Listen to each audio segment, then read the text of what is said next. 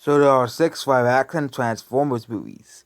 Which ones are the worst and which ones are the best? So we're ranking all of the live-action ones, no cartoons at all. So yep, Transformers.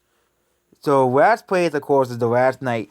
The Last Night is an utterly confusing and mess of a movie. This movie is just very, very bad. All the Transformers movies, this is the only one I'll actually say is bad. It's just because this movie is just super confusing and didn't make any sense. Kind of like, it's kind of like, yeah, we need to end this at some point. And they sort of ended it with a better ending as well. The last fight scenes were like pretty like random. And Optimus Prime is turning evil for some godforsaken reason. I know it's I know it's a character that's basically an evil version of Optimus Prime, but Optimus Prime becoming evil because we have to make him evil, and also the fact that Transformers were helping humans all of history, despite them not knowing what a Transformer is in the first movie, is a massive plot hole in itself. Self. So yeah, there we go. Last place, you get it. Number four, I'm going to have to give it to Age of Extinction. No, not number four. Number five, Age of Extinction was a pretty. It's an alright movie. It's not the worst movie in the world. It's not a 17 out of 1 out of 100, a 2 out of 10. Okay, like Rotten Tomatoes gave it, or 3 out of 10. But this movie's alright. It has some pretty cool. It has some good fights in this movie, and the storyline is at least you can understand it more, especially if you watch it as a standalone movie. And the last night, which is just confusing and doesn't make any sense at all.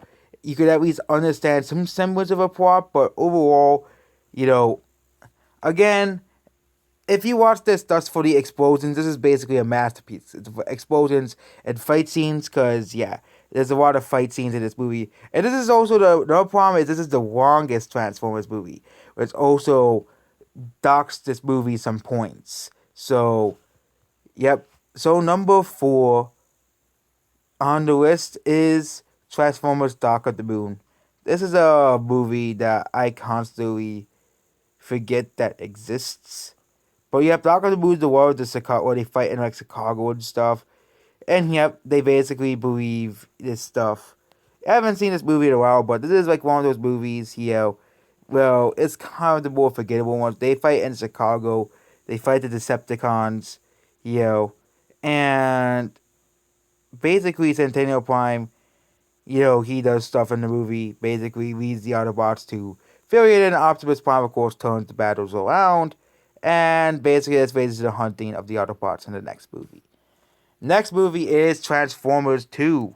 Transformers Revenge of the Fallen. I have not seen this movie in a while, but Transformers Revenge of the Fallen, I always liked watching this when I was a kid for some reason.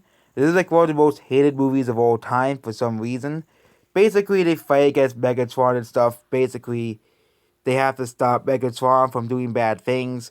It's overall a pretty funny movie, and they have to beat the Fallen as well, which is another pretty bad. Which are also the villains of the movie, but they also have to fight They also have to fight the Decepticons, like Megatron as well, and the Fallen as well. So overall, I like this movie.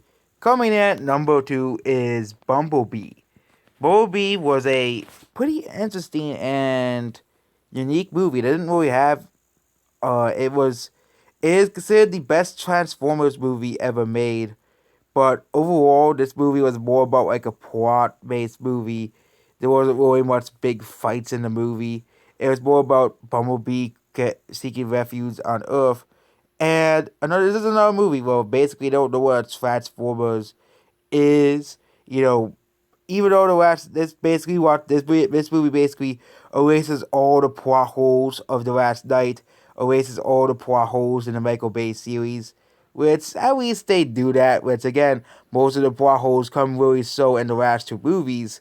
These, if you watch the Transformers movies, but yep, they are starting a new Transformers universe with this movie and Rise of the Beast without Michael Bay. I think they probably do take place in the same universe. I wouldn't be surprised at all. Or they're making I think they're making the whole entire new universe with this movie series. And yep, there we go. And the first one is the first Transformers. First.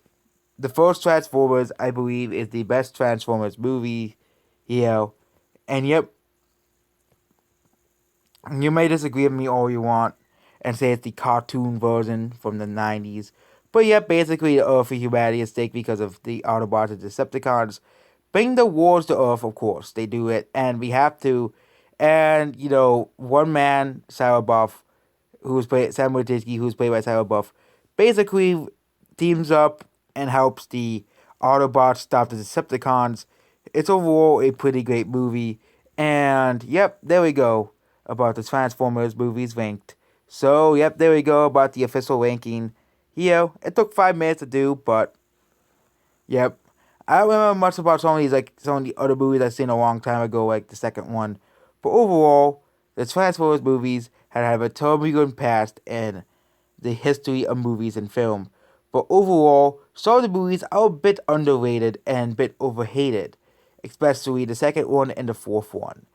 But overall, the Transformers movies outturned themselves around, and I think Rise of the Beast will become a pretty great movie as well, and definitely much better than whatever garbage they gave us in the last night. So that's basically it about this video. Goodbye.